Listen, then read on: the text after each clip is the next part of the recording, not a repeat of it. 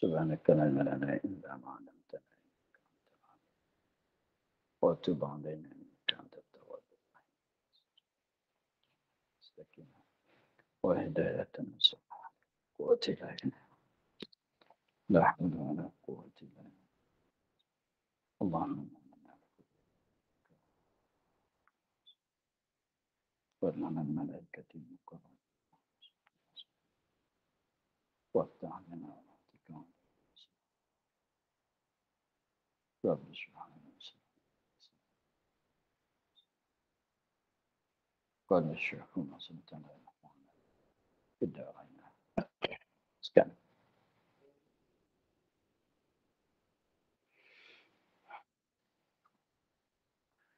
Dan yang terlebih afdal daripada segala mereka itu, segala Nabi, Nabi Muhammad sallallahu alaihi wasallam. Nabi yang paling afdal, yang paling lebihnya ialah Nabi kita Muhammad sallallahu alaihi wasallam. Dan mengiringi Nabi kita, maknanya nombor 2 lah. Dan mengiringi Nabi kita, Nabi Ibrahim alaihi salam. Dan mengiringi Nabi Ibrahim itu Nabi Musa alaihi salam. Dan mengiringi Nabi Musa alaihi itu Nabi Isa alaihi salam. Dan mengiringi Nabi Isa itu Nabi Nuh alaihi salam. Jadi nombor 1 Nabi Muhammad, nombor 2 Nabi Ibrahim, nombor 3 mengikut tertib yang lebih. Nombor 3-nya ialah Nabi Isa, nombor 4-nya Nabi Isa, yang kelimanya Nabi Nuh. Maka yang 5 ini setengah dinamo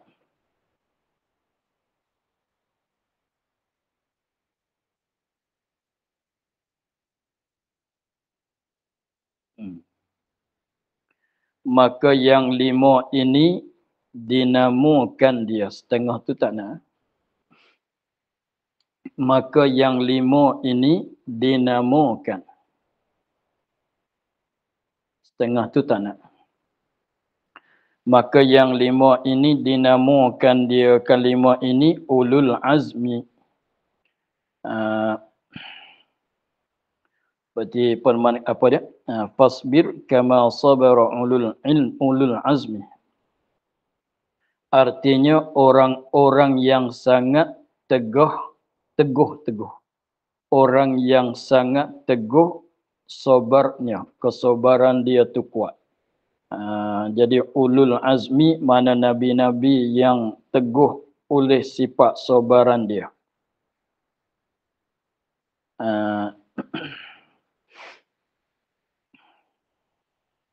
Itu maksud dengan katanya ulul azmi. Jadi maknanya yang paling teguh nisbah sabar dianya Nabi Muhammad. Nombor 2-nya Nabi Ibrahim mengikut tertib tadi. Cuma kita cuba bagi hafal.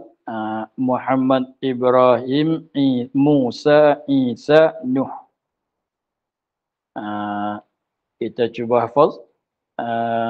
Muhammad, Ibrahim, Musa, Isa, Nuh.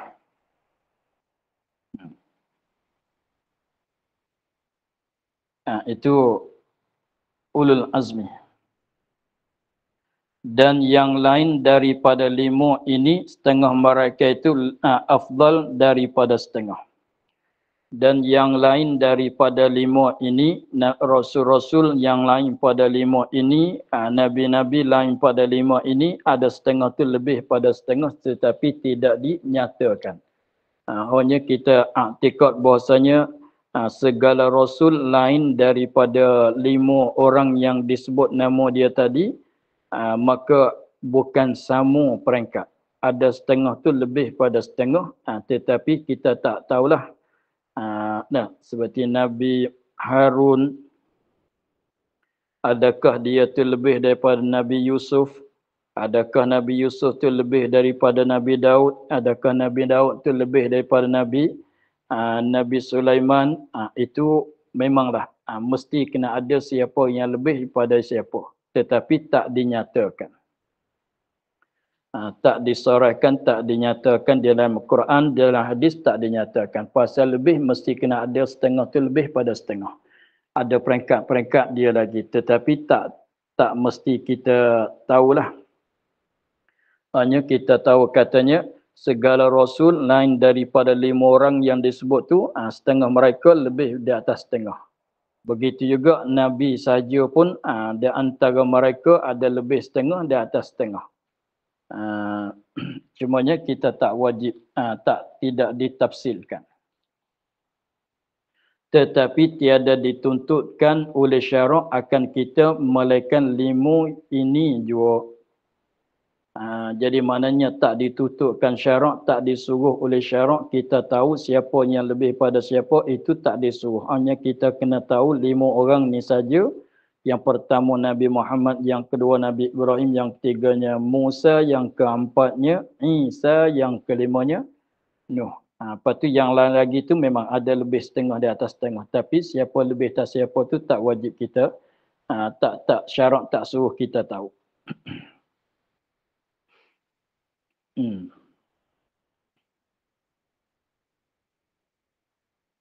Kemudian katanya berkata oleh musannif famimma mim 2 kali. Mim 2 kali ya. Itu mim sekali kan. Famimma. Naknya begitu. Famimma. Mata begitu. Famimma. Famimma yajibu. Mim tu 2 kali. Bukan fama yajibu. Famimma. Jadi fa mim mim alif. Fa mim mim alif. Fa mim mim alif. Famimma.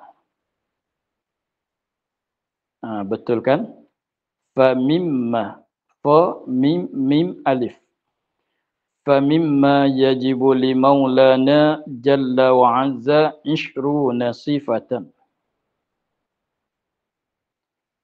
Artinya maka setengah, jadi asal dia fa, lepas tu min, lepas tu ma, asalnya susunan dia fa. Dia cuma kata maka, mim, min, min tu mana setengah, lepas tu ma mana barang. Maka setengah daripada barang yang wajib bagi Tuhan kita Azza wa Jalla, Jalla wa Azza itu 20 sifat. Jadi 20 sifat yang lagi akan datang tu setengah daripada, mana sebahagian. Bukan kesemua. Bukan kesemua. Bukan kesemua. Bukan dah kesemua sifat yang wajib bagi Allah. Sebab kita maklum yang kalau nak kata semua dengan secara ijmal, segala sifat kamalat. Itu melekat pergi ke semualah. Adapun di sini 20 ini setengah daripada. Lagi pula 20 ini setengah daripada sifat yang wajib bagi Allah Ta'ala yang kita kena tahu dengan secara tafsil.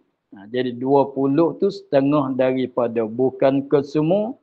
Lagi pula 20 ni yang kita kena tahu dengan secara tafsil satu per satu. Tak memadai dengan secara ijmal. Itu maknanya maka setengah daripada barang yang wajib bagi Tuhan kita Azza wa Jalla wa Azza itu 20 sifat.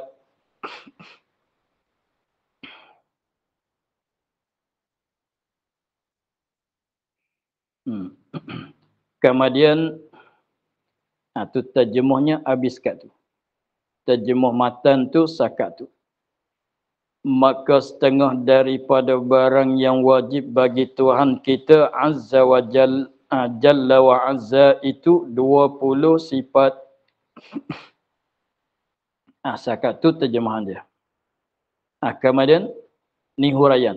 Diitlaqkan sifat itu atas makna yang wujudi yang berdiri ia dengan mausuf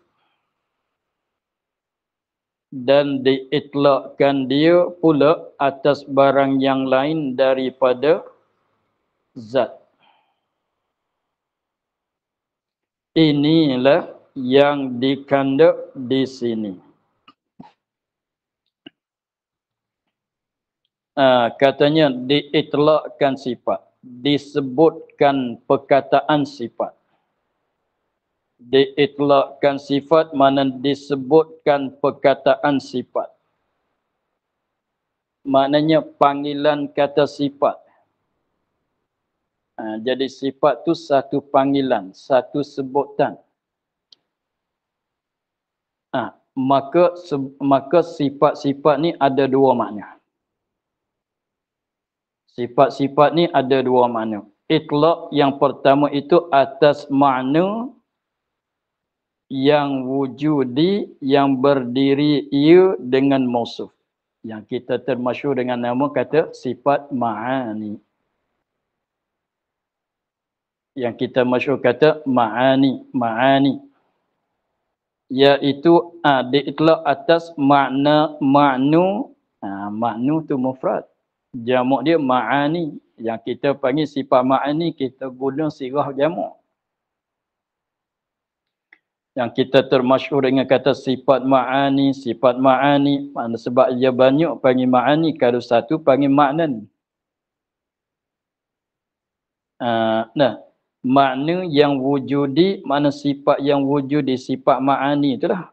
Yang wujudi, yang berdiri ia dengan mausuf, yang menumpan pada mausuf. Sifat dengan makna begitu. Maknanya panggilan sifat ada juga dipakai dengan dikandung dengan dia dengan kata makna yang wujudi yang ada pada kharij, yang wujudi yang ada pada kharij yang berdiri dengan mausuf, seperti kudrat iradat. Jadi kalau sifat dengan makna begini tak masuk kidam baqa wujud kaunuhu aliman kaunuhu qadiran. Tapi kalau kudrat iradat masuk di lengan makna ini. Makna kata makna yang wujudi yang berdiri pada mausuf. Kalau kudrat iradat, samuk basar dan lain-lain lagi masuklah di bawah itlaq ini. Adapun wujud kidam baqa, sifat nafsiyah, sifat salbiyah, sifat maknawiyah tak masuk di dalam makna sifat yang dengan makna kata makna yang wujudi. Itu itlaq yang pertama. Gunaan pada makna yang pertama. Dan diitlaqkan dia kan sifat. Maknanya satu panggilan lagi. Sifat-sifat dipanggil pada apa dia? Atas barang yang lain daripada zat. Bukan zat, sifat. Kalau bukan zat, apa dia? Sifat. Bukan zat, sifat. Kalau sifat, bukan zat. Kalau zat, bukan sifat. Maknanya dengan nak cerita, nak bagi tahu katanya, sifat itu mengikut itlaq yang kedua, mengikut gunaan sebutan yang keduanya, sifat itu ialah setiap-tiap benda yang bukan zat dipanggil kata sifat. Maka wujud zat ke sifat, wujud itu zat ke tidak, bukan zat. Sifat. Kidam baqa mukhalafah, zat ke bukan. Sifat dah. Kudrat iradat ilmu, zat ke dia? Bukan. Sifat dah. Kaunuhu qadiran, zat ke? Bukan. Sifat. Berdiri duduk, kita kalau kat kita. Berdiri duduk, zat ke? Bukan zat. Sifat dah. Panas sejuk, hitam putih, sifat dah. Hitam putih, gelap, cerah, sakit, sehat, sifat dah. Maknanya itlaq yang kedua, maknanya atas barang yang lain daripada zat. Mana lain daripada zat dikatakan sifat, dipanggil kata sifat, diitlaq kata sifat. Mana sifat tu asalkan bukan zat, ialah sifat. asalkan nipis, tebal, panjang, pendek, basah, kering. Apa dia lagi? Bulat, bujul, 4 persegi, 3 persegi. Bukan zat, sifatlah. Ini. Jadi maknanya perkataan sifat tu dipakai dua makna. Dipakai pada dua makna. Begitu. Makna yang keduanya ialah itlaq yang keduanya, setiap barang yang bukan zat adalah sifat. Setiap barang yang bukan zat adalah sifat. Ialah sifat. Kalau begitu panjang pendek pada makhluk ini, panjang pendek, nipis, tebal, sejuk, panas, cair, keras, cair, beku, lembut, keras, katanya, maka adalah sifat kesemuanya. Wujudi tak wujudi tak kira. Katanya inilah mana itlaq yang kedua ni. Barang yang lain daripada zat dikatakan sifat. Barang yang lain daripada zat dikatakan sifat. Inilah yang dikehendaki di sini pada perkataan musannif. Kata 20 sifat, apa dia? Benda yang bukan zat. Sifat-sifat tu ialah yang bukan zat. Kenapa kita tak boleh pakai makna yang pertama? Kalau makna yang pertama tak masuk wujud, tak masuk kidam baqa', tak masuk kaunuhu, qadiran muridan. Begitu. Tak masuk. Sebab dia kalau kudrat masuk di dalam makna sifat itlaq yang pertama. Kudrat ilmu sama' basar tu masuk dalam makna sifat itlaq yang pertama. Tetapi tak masuk wujud kidam dalam itlaq yang pertama. Lalu tu murad dengan kata sifat-sifat di sini. Sifat dengan itlaq, dengan makna itlaq yang kedua, tak mesti wujudi.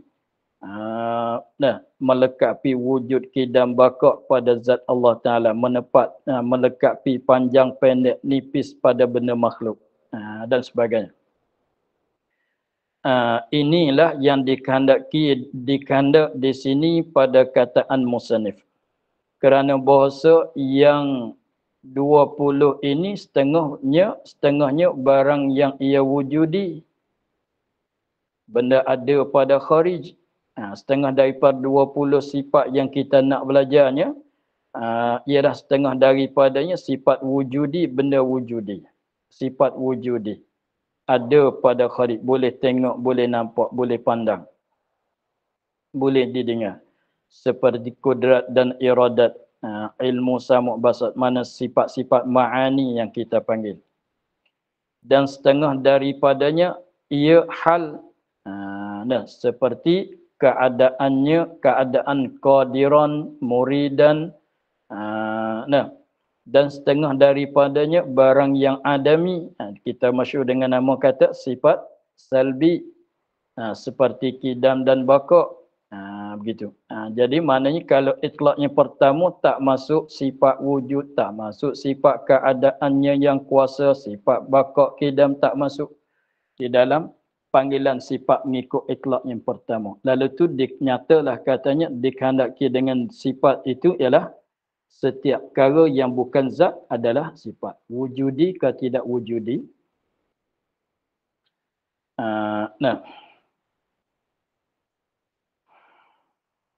Dan barang yang menyebut akan dia oleh musannif daripada bahawa wajib tafsil itu 20 sifat. Dan yang mustahil tafsili pun pun seperti demikian itu juga. Jadi 20 sifat juga. Dan katanya dan barang yang menyebutkan dia kan barang oleh musannif, apa dia barang yang disebut oleh musannif? Katanya daripada bahawa yang wajib tafsili, sifat yang wajib bagi Allah, yang wajib di atas kita orang mukallaf kena tahu tu 20 sifat. Dan yang mustahil tafsili, mana sifat yang mustahil, yang wajib di atas kita orang mukallaf kena tahu dengan secara tafsili satu persatu pun seperti demikian juga. Mana 20 juga. 20 yang wajib, yang kita kena tahu 20. Yang kita kena tahu dengan secara tafsil, yang wajib 20, yang mustahil pun 20. Dibinakan atas kaul yang berkata, ini dilakukan. Dilakukan atas kaul ulama, atas pendapat ulama yang berkata dengan subut ahwal.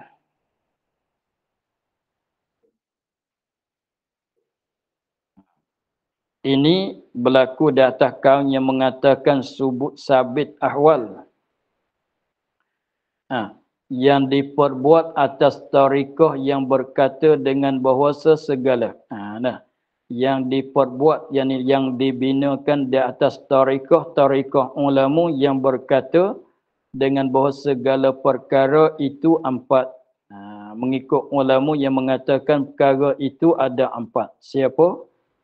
Mereka yang berkata tu ialah Imam Haramain dan Qadhi Abu Bakar Al-Baqillani. Ada 4. Perkara tu ada 4. Mana dia 4? Pertama, maujudat, iaitu barang yang sah dilihatkan dia. Dan kedua, ma'dumat, iaitu barang yang tiada subut baginya. Dan ketiga, ahwal, iaitu barang, iaitu wasitah antara maujud dan ma'dumat, maujudat dan ma'dumat. Keempat, umur i'tibariyah. Jadi kata 20 tu bina di atas kaul yang mengatakan, kaul yang masyhur ialah kaul bagi Imam Haramain dan Qadhi Abu Bakar Al-Baqillani. Mereka mengatakan bahawa perkara-perkara itu ada 4. Perkara-perkara itu ada 4, bukan 3. Perkara-perkara itu ada 4, bukan 3. 4 tu siapa? Satunya maujudat, yang keduanya ma'dumat, yang ketiganya ahwal, yang keempatnya umur i'tibariyah. Cumanya dia sebut tu dengan sirah jamak. Kalau nak ambil mufrad, maujud, ma'dum, hal, amrun i'tibari. Kalau kita nak sebut dengan secara sirah mufrad, kita sebut kata maujud, ma'dum, hal, maujudat ubah jadi maujud, ma'dumat ubah jadi ma'dum, ahwal jadi hal, umur i'tibariyah jadi amrun i'tibari.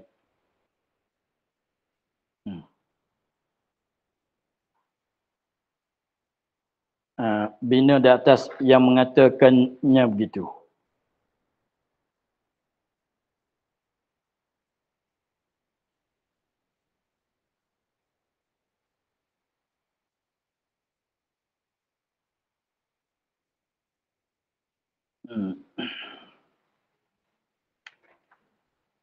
Maka jadi kira kata 20 tu bina di atas mengikut kaum yang masyhur yang mengatakan perkara-perkara itu adalah 4 bagai.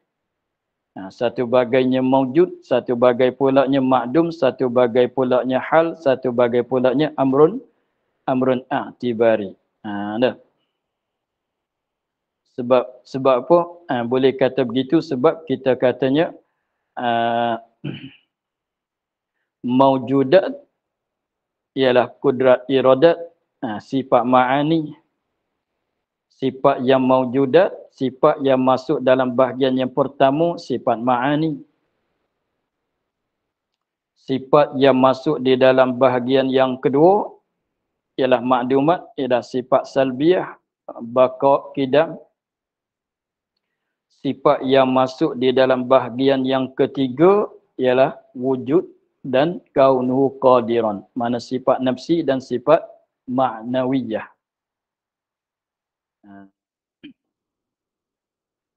Lepas tu satu perkara laginya amrun i'tibari. Jadi kiranya begitu.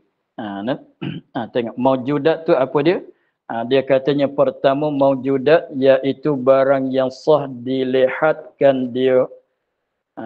Barang yang sah setiap-tiap perkara yang boleh kita tengok, kita nampak. Sekiranya kalau Allah Ta'ala bagi nampak, bagi lihat, kita nampak, kita dapat nampak, kita dapat melihat. Maka itu dikatakan maujud. Jadi, tapi ini tak melekapi. Nak melekapi sebagaimana kita maklum, setiap benda yang didapat dengan pencahayaan dera, yang 5 itu adalah benda maujud. Yang boleh kita lihat, yang boleh kita dengar, yang boleh kita hidu, yang boleh kita sentuh, yang boleh kita rasa. Itu dikatakan maujud.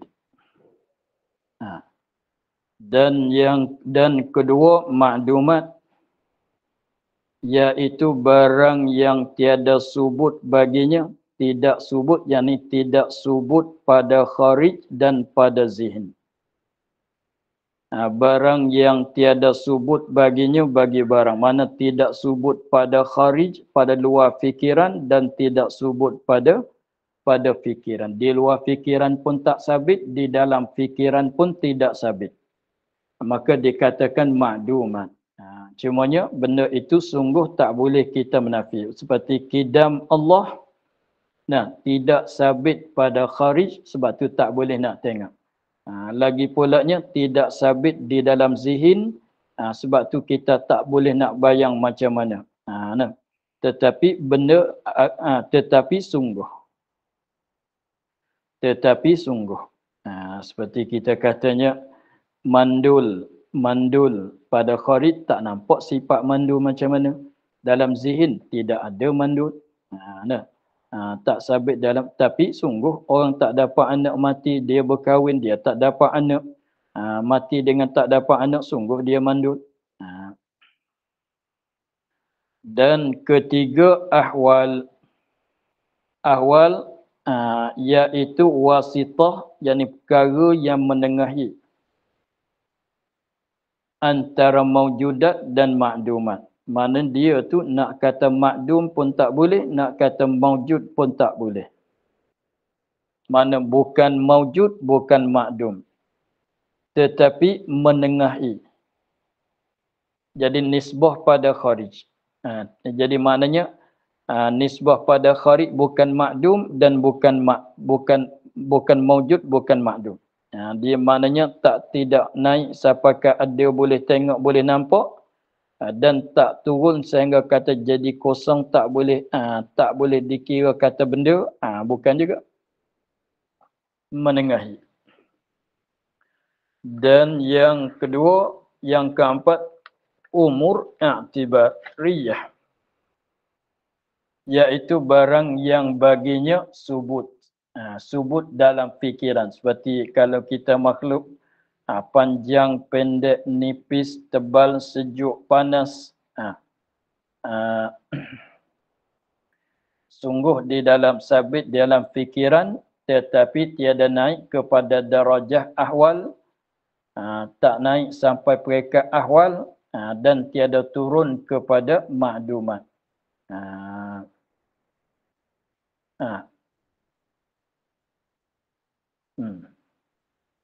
Itu amrun i'tibari. Dia tak sampai peringkat ahwal, tak sampai peringkat makdumat, sebab benda makdumat tu tidak sabit di dalam fikiran.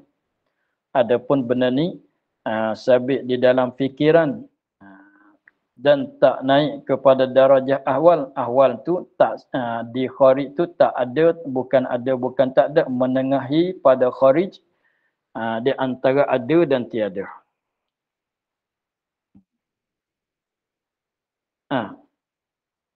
Kemudian katanya tiada atas kaul yang menafikan dia kan ahwal. Tiada kaul yang menafikan dia kan ahwal. Jadi maknanya bilang 20 ni tidak mengikut kaul yang menafikan ahwal. Kaul yang menafikan ahwal, dia katanya perkara itu ada 3. Ada 3. Maujud, makdum, amrun i'tibari. Maka apabila kata maujud, makdum, amrun i'tibari, maka sifat kaunuhu qadiran tak dikatakan sifat. Kaunuhu qadiran tak dikatakan sifat pula. Sebab yang dia kata kaunuhu qadiran hal. Yang dia katanya kaunuhu qadiran tu hal, lalu tu dibilangkan satu sifat pula. Adapun yang ni dia katanya Imam Asy'ari, dia katanya perkara tu tiga saja. Hal tidak ada maujud ma'dum amrun i'tibari. Maka keadaan Allah yang kuasa masuk di dalam bahagian amrun i'tibari, tak dibilangkan satu sifat. Sungguh-sungguhlah. Jadi mana kaunuhu qadiran tu dan lain-lain lagi daripada segala sifat maknawiyah, kalau tanya sungguh ke tidak ke semua tu sungguh tak boleh nak menafi sebab wajib pada Allah Ta'ala. Sungguh ke semua, tetapi khilaf pada sifat ke tidak. Kalau mengatakan kaunuhu qadiran hal, sifat. Kalau yang mengatakan itu amrun i'tibari, maka bukan dia sifat. Begitu. Pasal sungguh-sungguhlah, tapi tak boleh bilang jadi sifat ke tak bilang jadi sifat. Begitu. Yang ni musannif membilang 20 sifat itu tiada menjalani atas ni. Yakni tafsir mana? Tiada atas kaum yang menafikan dia. Yakni nak tafsir makna tiada atas kaum yang menafikan dia. Apa makna dengan kata tiada atas kaum yang menafikan dia? Yakni musannif membilang 20 itu tiada menjalani ia musannif atas kaum yang menafikan ahwal yang dibuat atas tarikah yang berkata dengan segala perkara itu tiga bahagai jua, maka hanyalah jadi maknanya yang ni dia katanya perkara-perkara tu tiga, maujud ma'dum amrun i'tibari. Maka dengan sebab tu jadi bilang jadi 13. Musannif tak mengikut tarikah ini. Tarikah yang mengatakan 13 tu musannif tak ikut. Bahkan musannif ikut tarikah yang mengatakan 20. Tapi 13 20 tu datang daripada mana? Datang daripada khilaf, katanya 4 ke 3. Perkara tu ada 4 ke perkara itu ada 3. Begitu. Kalau 3 13, kalau 4 tu maknanya 20. Dan bermula tarikah ini ialah yang rajih. Tarikah ini tarikah yang kedua ni. Tarikah yang kata perkara tu ada 3 yang membilangkan sifat tu 13 saja. Tarikah yang rajih yang kuat nisbah dalil. Kalau soalnya mana yang rajih? Yang kedua ni rajih. Yang kata 13 ni lah yang rajih. Yang kata segala perkara itu ada 3 maujud ma'dum amrun i'tibari, inilah yang rajih. Tetapi tidak masyhur. Tetapi telah berkata oleh musannif, tetapi telah berkata oleh setengah ulama yang muhakkikin bermula yang sebenarnya bahawa tiada hal kerana bahawa hal itu mustahil.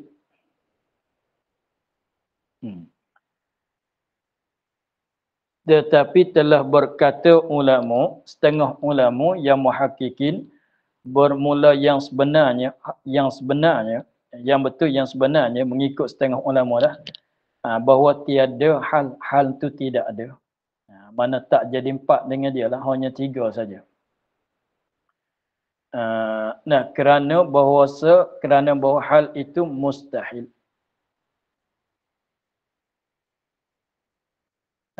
Kenapa kata mustahil? Sebab menengahi di antara ada dan tiada. Sebab dia katanya hal tadi tu macam mana? Perkara yang menengahi di antara ada dan tiada. Ada ke gitu? Nak kata ada pun tak boleh, nak kata tak ada pun tak boleh, menengah-nengah. Maka itu mustahil. Kalau ada bukan tak ada. Kalau tak ada bukan ada. Sebab ada dengan tak ada ni dia dua. Seperti gerak dengan diam lah. Seperti gerak dengan diam lah. Kalau tak diam pun gerak. Kalau tak gerak pun diam. Jadi tengah-tengah tu gerak tak gerak, diam tak diam. Itu mustahil. Dia tak macam hitam dengan putih. Hitam tak hitam, putih tak putih. Apa dia? Kelabu. Itu boleh jadi. Sebab tu setengah ulama dia kata sebenarnya 3 saja. Hal tu tidak. Kenapa? Sebab hal tu mustahil. Kenapa kata mustahil? Sebab menengahi. Sebab dia katanya hal itu apa dia? Yang menengahi di antara ada dan tiada.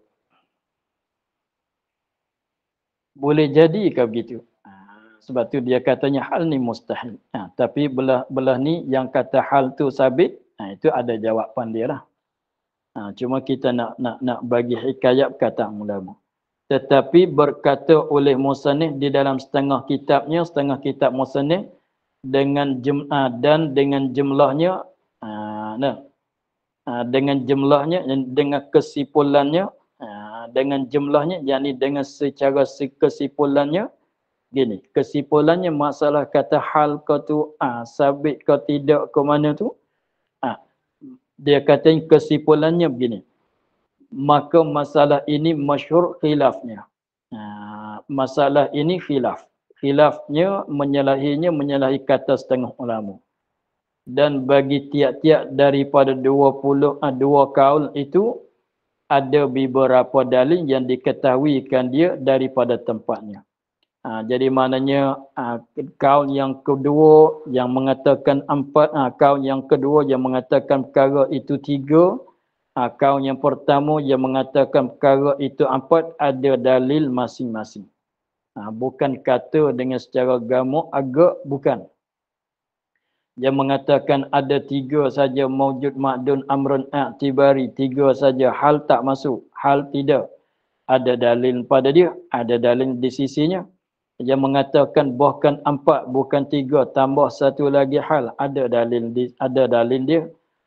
Tetapi dalil tu sebutkan mana adalah tempat kitab bahasan panjang-panjang lagi tu ada sebutlah dalil, kita tak padan nak bincangkan dalil mereka.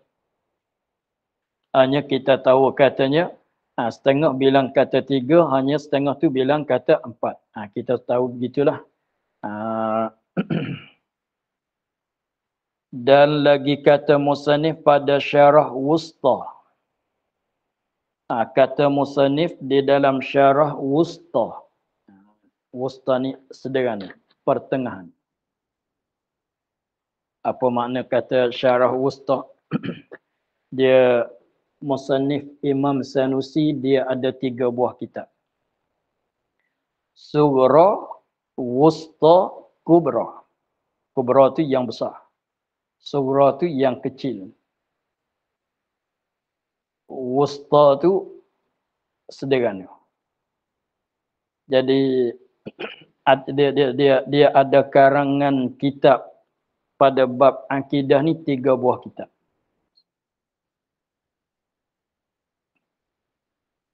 Musannif Imam Sanusi ada mengarang kitab pada menyatakan kitab akidah ni 3 buah kitab. Yang besar dikatakan kubra. Lepas tu dia buat syarah bagi dia. Dan ada yang surah, yang kecil. Yang kitab kita ni surah. Yang kitab kita ni apa dia? Ummul Barahin, matan Ummul Barahin ini surah. Yang kecil tu surah. Dan satu buah lagi dikatakan wusta, tak besar sangat, tak kecil sangat. Maknanya masalah dia tu antara kubra dan surah. Itu kitab dikatakan surah, wusta. Tetapi kalau sebenarnya bukan 3, bahkan 4. Jadi yang besar wusta, kubra, yang sederhana wusta, yang kecil ialah surah. Matan Ummul Barain ni surah. Lepas tu ada sebuah lagi dikatakan surah. Kecil pada matan Ummul Barain lagi. Masalah dia tu kecil daripada matan Ummul Barain, tapi tak berapa lai sangat. Tapi masalah rasanya susah pada matan Ummul Barain lagi. Itu kitab. Jadi pendek katanya kitab musannif tu pada bab akidah Imam Sanusi ada karang 4 buah lah. Jadi kubra, wusta, surah. Kemudian surah. Jadi kecil pada matan Al-Mubarahin. Al-Mubarahin tu surah yang paling kecil. Tapi ada yang paling kecil pada tu lagi. Surah. Jadi setengah ulama dia buat nakal katanya ada nenek, ada bapa, ada cucu, ada cicit. Maknanya bapa nenek tu siapa dia? Kubra. Bapa tu siapa dia? Wusta. Anak tu siapa dia? Itu bapa. Nenek, ada nenek, anak, cucu, cicit. Begitu. Jadi maknanya yang besar kubra, yang sederhana wusta, yang kecil tu surah. Kecil pada tu surah. Ada itu. Semuanya ada buat syarah. Kubra ada syarah dia, wusta ada syarah dia, musannif sendiri juga buat. Surah matan Al-Mubarahin ini di surah ada syarah musannif sendiri juga. Yang kita maklum dengan nama yang dibuat hasyiah dengan hasyiah apa dia? Ad-Dusuki. Dan ada juga satu laginya kitab surah. Itu tidak ada hasyiah. Yang ulama Syekh Sa'id Faudah ada buat hasyiah.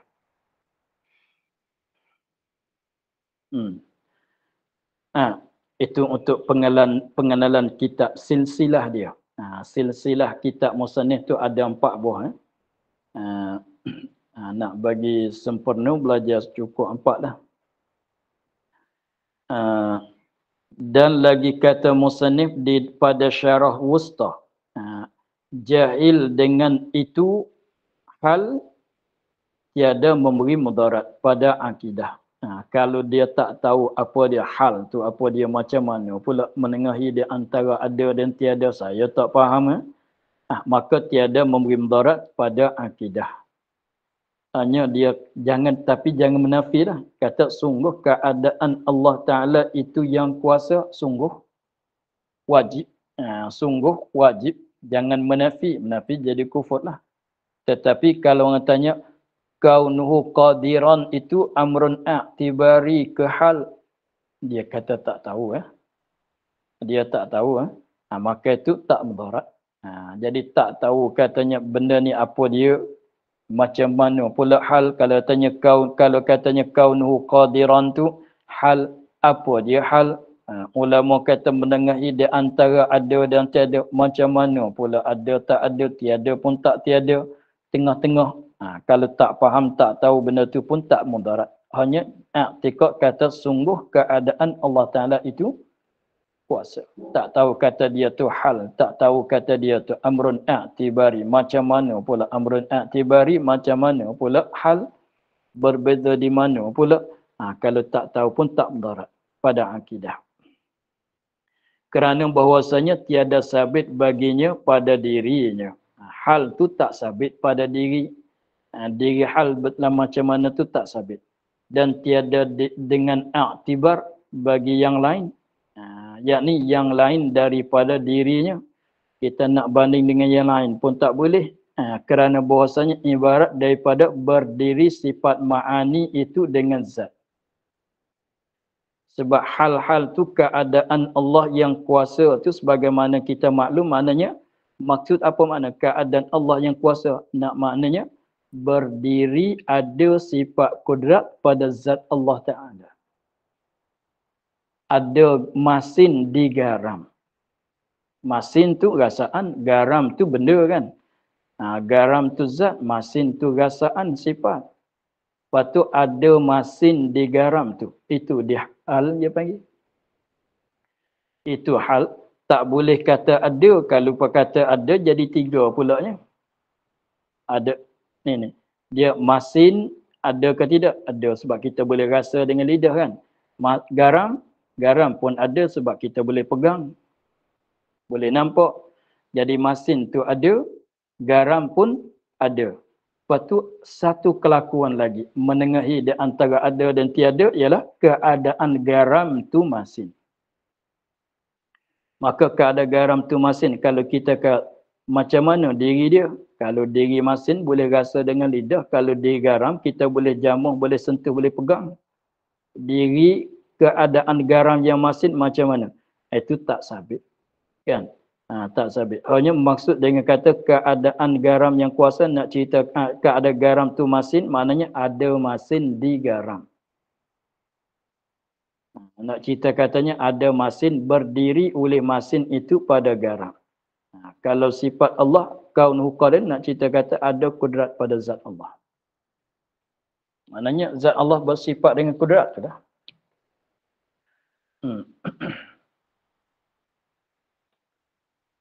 Kerana bahawasanya ibarat daripada berdiri sifat ma'ani dengan zat. Ibarat mana cakapan. Kaunuhu qadiran, apa dia? Ada zat ada kudrat di zat Allah. Keadaan garam yang masin apa dia? Ada masin di garam. Tiada ia pekerjaan yang lebih atas demikian itu. Bukan benda suku pula. Masin tu masin lah. Garam tu garam. Lepas tu bukan satu benda pula. Sebab tu tak boleh kata ada. Kalau kata ada jadi tiga. Masam, masin, garam. Lepas tu keadaan tu satu benda pula. Jadi tiga benda. Padahal benda tu ada berapa? Ada garam, ada masin, dua tu saja. Tapi kalau kata benda hal tu sabit, benda tu ada pada kharij satu lagi pula, jadi tiga benda. Cumanya ulama dia fikirnya begini. Kenapa hal tu tak boleh kata ada betul-betul ada? Kalau betul-betul ada, jadi tiga. Garam, masin, garam, lepas tu masin. Lepas tu keadaan tu satu lagi. Jadi tiga lah pula ni.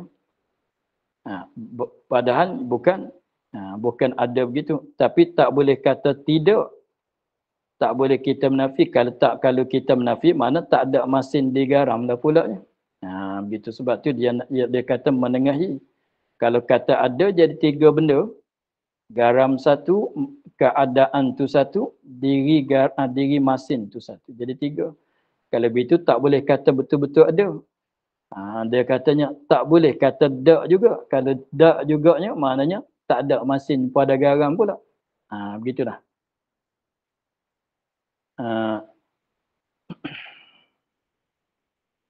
Tengok.